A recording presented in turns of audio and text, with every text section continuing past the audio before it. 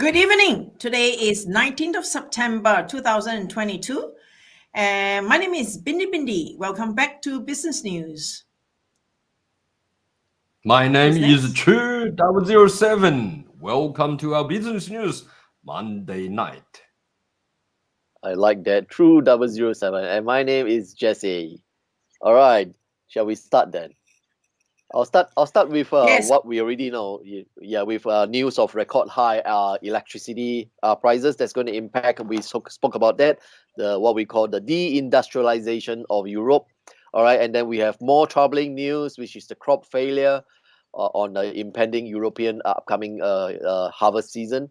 So the yield is forecast to drop by nearly 20% due to the drought, of course. And then we have Fed. There's a possible Fed CBDC that's being done at a research facility that what we understand at MIT. It has moved from research stage to preliminary development. We have covered that in another program.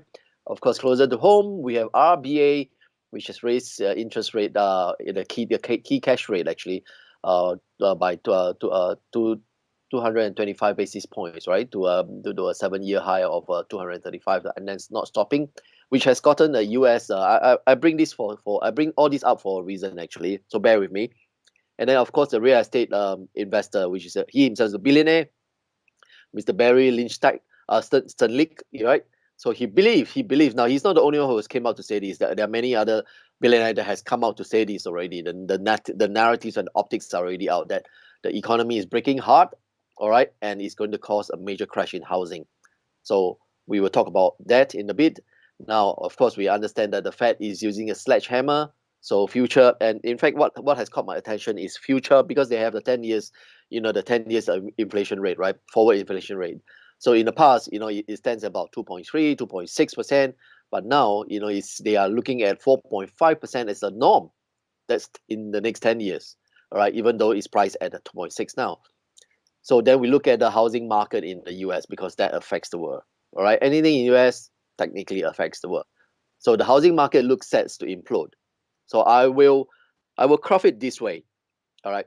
So based on the 30 years fixed mortgage, and what's going to happen in Australia, I digress a little bit. I have a interesting conversation with an actuarian actually. All right, he works for one of the big boys, and then we were talking about this, and I say, oh, I think prices going to come down, but because he deals in that sector, he goes, yeah. What's interesting is from mid of 2023 to early 2024, he says a lot of the people who got into the market at 0.1%, right, about 2 years ago, or 1 years ago, their fixed mortgage rates are coming to an end. Therefore, they have to get into the market to renegotiate, which I think they won't have the upper hand, and unless their credit is really good.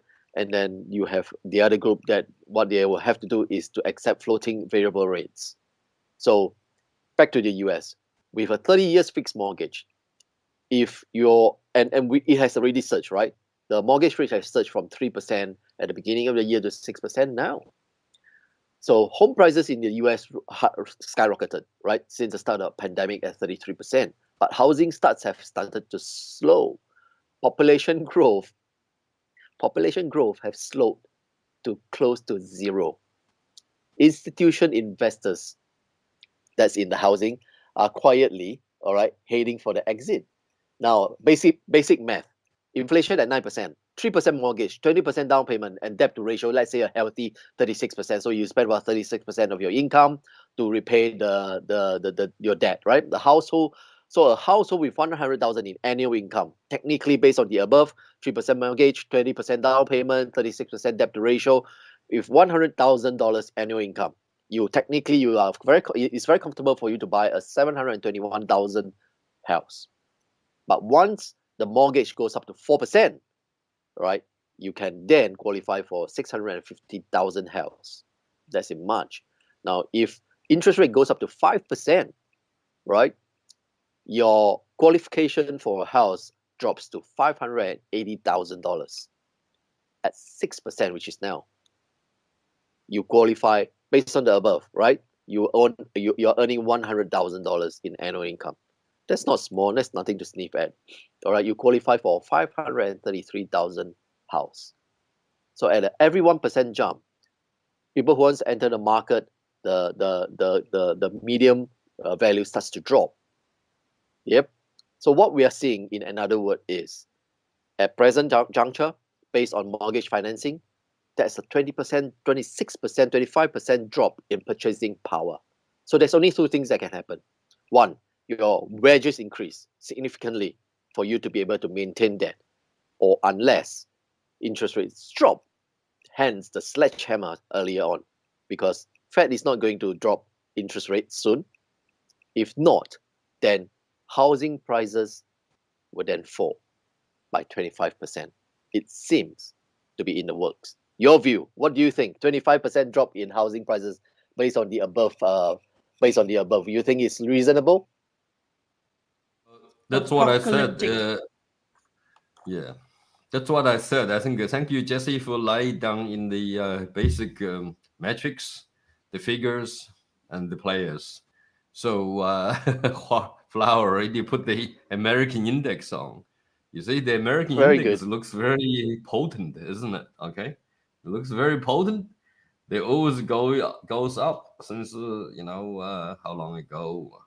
In the last couple of years. Okay, so in the last couple of years, because it's a bit too short. So now it's 110.8 points. Okay, so when that goes up, the rest of that goes down. Let's just randomly check out a few other slices where that's the case or not. So remember, US index goes up like 10% now. Yes, five, say in the last 15 months goes up 10%, not more than 10%, 20%. So US dollar appreciated 20% due to what? Due to the Fed or the anticipated interest rate plus the Fed actually monthly increase the rate as well. So then, all right, let's look at the other slices, Flower, please. Any one of these. 请把 slides 给我。So Hong Kong Hang Seng Index. What's that going to do? Well, of course, as Miles Go said, the CCP's economy, well, the financial indexes, indicators are 改面这样子, okay? So the fake rod economy, let's say, okay? Fake rods. The They're Viagra potent. one. They need a Viagra, okay, to be potent. All right. So if you look at that, what happens from 33,480 now to the point, okay, today. All right. 1,800, 505.84. You see, the last digit is 4. It's gonna fall, and it's green, and it's falling. This is the point where Miles Gore warned us. The Hong Kong's economy is going to be, collapsed. So it's going to be dissolved. In other words, all other parameters in the metrics, it's indicating that it's not working. It's not in harmony. Okay, it's going to be gone. So this is the point that we're seeing now. Okay, nearly there. 18,555. So 555 to go. That's what, 3%? Okay. 3%. 3% drop. But today it dropped to 1.1%. Okay. 3% drop. 555 points to go. Then that is a defining point of the collapsed Hong Kong economy. So can I ask you, are you saying that someone is shorting the market? Someone is shorting the market. I think who is shorting the market. This is only the big player. You see, I mean, to the point where they cannot really manipulate the computer anymore. So in Hong Kong, okay, and if they do continue, it's gonna be like in a day. You see, okay, suddenly everything dropped to that. No one is there to play because the figures are all fake. So someone is shorting the market, of course. Who is allowed to short the market? If you don't have the power, you won't be able to allow the short. So someone is exit the market there to the point endangers the walling of that point where Hong Kong US dollars, okay, can be a pair legitimately to running the exchanges. So that's the point. You know, Miles Go said so many times. It's almost there now. Let's look at the Standard and Poor. Okay, Standard and Poor. You see, over the last 1, 2, 3, 4, 5, 6, 7, and then just about 10 or 12 months, what do you see is a drop 20%. 4,800 into 300, 80, 38. So, I mean, that's 20%. So, in other words, if you extend that to another 12 months, another 20%, 25%, I think you drop down to 25, not 20. All right, to the same differentials. That's very dangerous. Okay, flower. Go back to the the Standard and Poor, 标准普尔 500 index. All right. So what we're talking about, the Jesse, is that the question is with the share price to loss. Of course, the Standard and Poor is the index price, which is the top 500 companies composition of their volumes, velocities, and the price differences over a time period of measurements together. Okay. So I think the next time you drop, when you drop about 25 points, it's, when I look at the further, it's still not enough. If you talk about drop without the injection of the Feds already, over the last 12 months plus, that's 5-6 months ago. So last year and a half, the M2 injection has been increased by 100%. So you drop down 25%, which means that you actually only dropped 12.5%. So I think without the M2 floating around there, in other words, the quantitative easing to the crazy level where you never had done that before, you've injected cash, the same amount of cash over 100 years amount. So just over 1 year. So I think this is the case.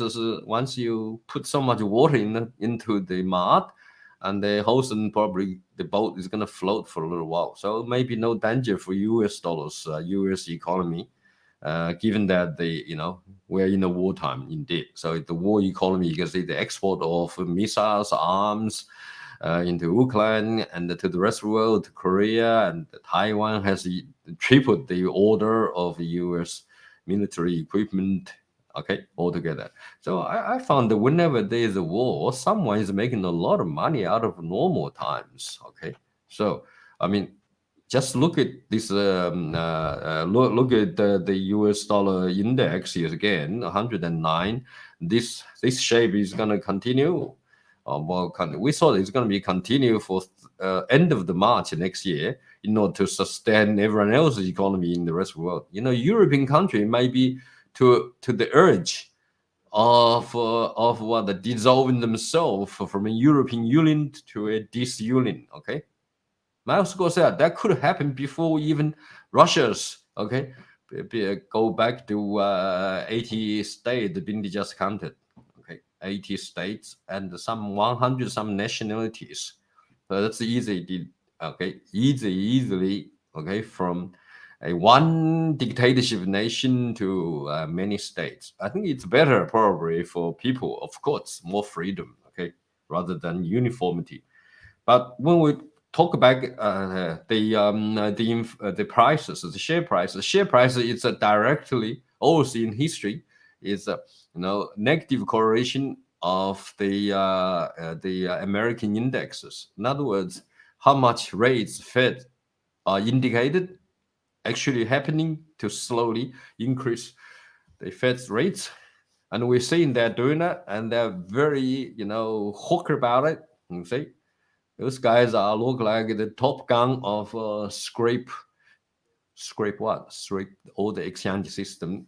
In other words, translate to the scraping of the purchasing power of parity from all other nations in pair with the US dollars trading zone. So this is a legitimate, according to some others, legitimate way of haircutting. No one can say no, isn't it? Can you say no? Can you not pay your mortgage rate, can you not paying, and the increased gas rates, petrol and gasolines and all that? No. So you see that who give the power for that legitimacy? I don't know. I think Steve K. Bannon has challenged that. But anyway, I'm not going to get to the American the US dollar politics. But that's something I think why the cryptocurrency is started going crazy. But however, we see one not that well. Let's have a look at Bitcoin and US dollars. What happened? Bitcoin US dollars. It's a cry. Last time we talked about it's going to drop down again, down to 17,000 point, and now it's nearly there. I think this time it's like a double bottom, and that bottom is going to be shut down. Okay, it's going to be shut down. Why this is the case? Why it doesn't go up? I think too many people want to sell the Bitcoin, and the CCP definitely will convert to cash. Where it goes, man, I'm just anticipating. Okay, there's no statistics yet. I think it's going to happen through the hybrid exchange between private and public blockchains. The Bitcoin is going to come mark themselves, okay, legally into our HEMA exchange and interact paired with our H coin as well. That's number one. That will give whoever own this digital asset, so-called Bitcoin, okay, probably less troubling for money laundering. I don't know. You got to have a legitimate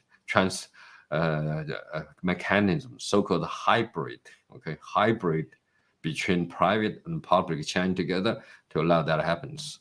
Because this might be one. Then what else? Could be buy gold, as Miles ago said. Okay, sell Bitcoin, buy gold. There's still some people who strongly believe the gold price is severely undervalued. Okay, I mean this is the case always. When the US dollar goes up, the gold price goes down. The thing is, when there's more uncertainty, war, possibility of war, anticipating of war, the gold price always spike up. But this time it didn't, as if the world is so peaceful. What about the unrestricted war of biological weapon? Okay, being mandated to just about everyone on the earth, every country, whether you're dictated or freedom-loving countries, such as Australia, for example, okay, and Israel, and the US as well, European countries, almost all of them. So this is a war, okay? This is a war. I mean, this is a war about everyone's life. The deterrence to be dead, according to Pfizer's report and so on, it's all there, okay? So that hasn't been talk about on the, I think, the main media yet only. So that is ongoing. And what else war? I mean, the Ukraine and the Russian war has been going. Okay, Putin is going to be dead, according to Moscow, in the next 12 months. So all that, I think we are living in a highly speculative and highly dangerous world. But yet, this time, the gold and the US dollar pair doesn't reflect that. Because the gold been suppressed in that case. So isn't the traditional theory of anxious and the peace doesn't exist in terms of the correlation of gold price with US dollars?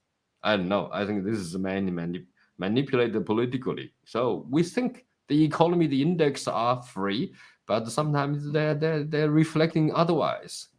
So there's so many issues there. Okay, but however, in a nutshell, what we have talked about is everyone has been haircutted as the USD index go up, purchasing power of parity lost.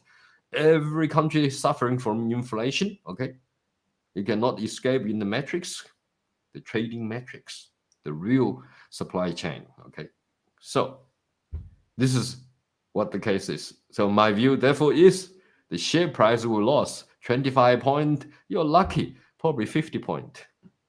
All right, back to you, Jesse and Bindi. Thank you. Yeah. What I want to ask is this, Bindi, what do you think? The forecast, based on what 007 is saying, you reckon you're of the same view that the Fed rates will continue to rise? It's supposed to go to 4 point something%. As to when they're going to put a break to the interest rate, that will be interesting to see. I don't know. I can't read into what the Fed thinks. I can only see what Australia is doing is terrible to homeowners, and unfortunately, a lot of people are suffering. In the past, I did say that the borrowers can cope with 8% interest rate. I'm not sure that many people are going to be still hanging around when it's 8%, because that is supposed to be theoretically the rate that they are supposed to be able to afford. Because at the time when they apply for the loan, they were told, the mortgage brokers were told to assess them at 8%. So the thing is, with rising prices of cost of living, the other day I just heard in Germany, somebody said in Germany the gas prices has gone 20 times. A household that normally pays about $80-$90 of gas price is now paying $3,000, 3,000 euro. Oh my Think about it. Just think about it. And apparently, a lot of bakeries have already gone bankrupt because their gas bill is 300,000 euro. So, wow. so in a way, Australia is lucky in that sense. We are not held ransom by foreign power like Russia. But at the same time, is how are people really coped? And the other thing is that I was asking, how, if US dollars is going to lose 50% of its value, and US dollars 50% and Australian dollars 75%, against which currency? Against whom? So the answer is, it's the prices you pay. It's all being eaten up by inflation. That's how you lose value as far as your currency is concerned. So this is also the reason why the only thing that has to only go up is HCN. So right now we don't see, you see on the screen HCN prices. In terms of HDO is still at 25 plus. It's not so. It has halved compared to what it once was. So people are still wondering: is that possible that we go back up to the former glory? I guess it's just timing, isn't it? It's just timing. It's just once the panic sets in, things climb up very quickly and things crash down. So other prices will crash very quickly. But just to hear that talking about property prices taking a 25% haircut, that is apocalyptic. In the past, when when I had property, when people say, "Oh, only 5% discount," 5% is a lot of money for property owners. And you're talking about 25%. My goodness. Like I said, Crash. there are people already are selling just because they can't afford paying the mortgage anymore. So I wonder, is the rental market going to get tighter even because of lack of investors? Because right now that is the case in some markets. There are no investors coming into the market. So if there are no investors holding properties, what is going to happen to the renters? Is rental going to get tighter and tighter and tighter? I don't know. So let's bring out the guys and not just focusing on me only. 5 more minutes to go. All right, we bring up all that, because to draw a picture, which is the wealth effect, right? The paper wealth. Even if it's paper wealth, the wealth effect, people feel that because the asset price is still at that level, even if it has dropped by 1 or 2 or 3%, they feel that, all right, I'm still wealthy even on paper. And but we know that there's such a thing called sucker yield, right? The sucker yield means the yield is too high, too good to be true. And we have shared with you guys in the program that we believe, or I am of the view that there will be QE before the real QT. So you have what QT happening at the Fed level or the central bank level, and then you have the QE, the stimulus flooding the market. So things are very frothy, and you will get frothier. You will go up a bit more, and then I think what we are watching is Is it just a correction or a crash? All right, that's one. Which brings us to the point that is about valuation remetrification. I call that remetrification, because valuation metrics, and what has that got to do with you? Because remember, housing market technically accounts for about what 30 to 40% of the GDP. All right, and stock market. I think the stock market currently stands at about $2 trillion worth of market cap in Australia alone. Just in Australia is 2 trillion. US is about 100 trillion, 135 trillion transaction volume in a year. Now that's a lot of wealth there. That's a lot of money, but these are real money, because these are real money. It comes from pension funds, mutual funds, your super retirement, your super and your retirement funds. So at a low valuation metrics, all right, because when we look at the valuation metrics, you look at the stock that is trading at low valuation metric, and you thought, oh, yep, that's a really good stock to buy now. So is cheaply priced equals then to low valuation metric. That is 007's threshold. He's really good in this, and compared to historical valuation multiples, because we always look at the trend curve, right? And we go like, oh, historically, it has been this point, and therefore it looks and it seems inexpensive. But what happens when stock begins to drop further after you buy into that? That's why the last program we tell you guys, cash flow. That's the beauty about HDO. The beauty to me is the cash flow. The money has to come in before the money has to go out, even if it is at a haircut. All right, there's no contra. Or technically there's not supposed to be. All right, so the cash flow. So you look at the cash generating power of the company. But my point is this: the show must go on. But if you're looking at dividend play, will the dividend continue? The underlying fundamentals are not there anymore economically. So does that warrant the type of valuation that we are seeing today?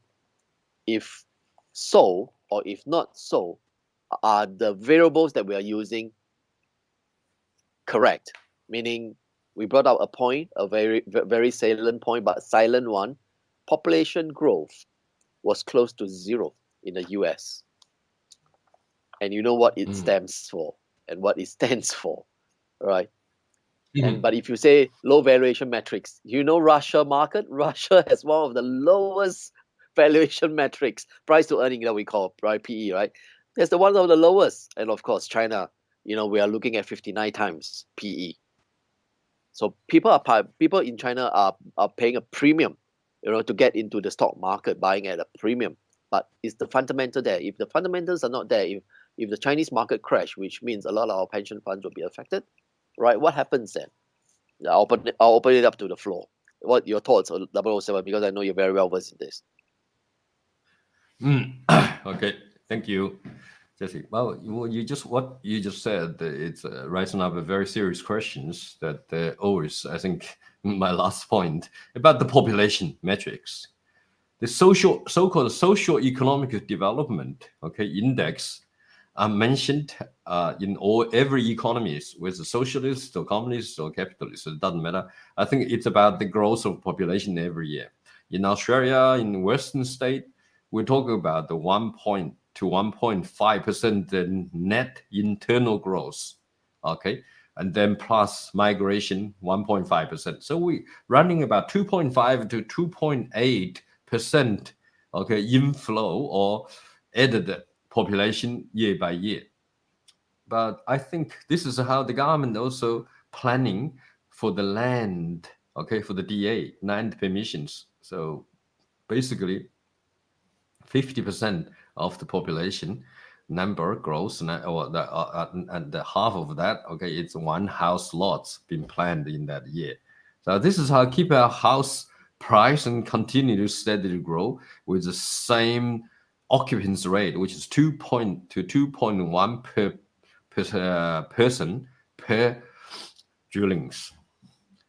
That if we're talking about 0% growth, then you know what happens? It's 2.5 or 2.8% demand. Added demand is not there anymore. I think this has been the traditional driving engine of the economy, because population added in equal to demand added in outside of your metrics from outside. Okay, but if this doesn't happen, I think in the long run the whole engine will running less fuel or less kilowatts, and eventually it will stop. Okay, theoretically, if you're running only 2% left in this, if you continue decrease by 0.5% population in every nation, you know, it takes about 200 years, then we'll be all finished. All right. So what's going to happen? We don't know. But according to my score, the disaster, okay, the mandate of the vaccination and the vaccination disaster upon the cancer rates and health issues, blah, blah, into the reduction of population hadn't started yet. And but we see a lot of coincidences and figures and some statistics, you know, from doctors groups and so on. You know, it seems to indicate that this is going to be something really inevitable, and no one now have time to take care of that much. But although every healthy workers, okay, hospital occupancy rates and capacity has been overstretched. Here you go. That's the indication. Overstretched by 2 years ago, it's a number we never had that before. So there must be the reasons. The reason is the extra thickness and doses are carrying. And the prices of people are buying the coffins, the price gone up so many times. In China, I mean, like 1,000 times. In Hong Kong, okay, 1,000 times. So that's all indication that the people are dying, extra people are dying. That's why we only have a 0% increase. So given that trend, seems inevitable, i.e. the population reduction. Now it's zero growth, some are negative, well, someone is afraid to spell that out. The government is probably trying to ignore it, okay? So anyway, it is happening, okay? So I think in 6 months, when we'll talk about this topic of that trend, we probably can plot out, okay, in the candlesticks. And then we know what kind of economy we are actually living in and why, okay, the hair cutting is taking place and quantitative easing, okay, and then what is the future for our economy and the share price. You talk about the share price of shares, no, who cares about it? I mean, this whole thing might be, think about it, you have less people working, unemployment, sickness, and so on. So the share prices probably only go up, you know, those I don't know, those stem cell technology, okay, battery technology, which reduces and the power, cellular power technology, reduce our burden on the energy cost of daily living, cooking, and driving our cars and so on.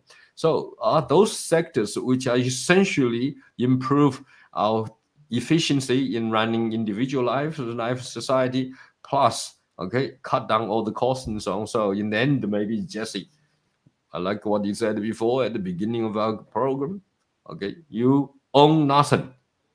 You'll be happy anyway. I hope that's the case. Thank you. Good night. Thank you very much, True007. Good night. Thank you. Bindi and Jesse. Have a good night. See you next week. Yeah. Good night.